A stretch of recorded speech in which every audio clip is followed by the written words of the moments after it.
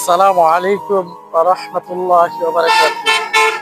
দেশে এবং প্রবাসে যে বা যারা আমার ভিডিও দেখছেন সবাইকে জানাই আন্তরিক মোবারকবাদ এবং সালাম। আসলে সবচেয়ে বড় কথা হলো আমরা দুনিয়াতে বাহ্যিক সিস্টেম দেখি যে একটি মানুষ যদি সারা মাস এই সমস্ত ফ্যাক্টরিতে চাকরি করে সে এক মাসে বেতন পায় 15 থেকে 20 হাজার টাকা। ওনার চিন্তাধারা হলো নিজে চলবো, বাড়িতে পরিবার হাল চালাবো, কিছু টাকা সে রেখে দিব। সে বৃদ্ধকালে বয়স তখন হয়ে যাব, তখন সেটা আস্তে আস্তে বসে খাবো। মানুষের এরকম বাহ্যিক চিন্তাধারা, কিন্তু সে একটিবার চিন্তা করে না।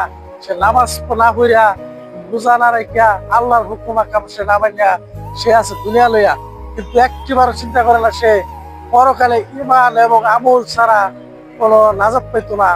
এটা একটিবার চিন্তা করে না।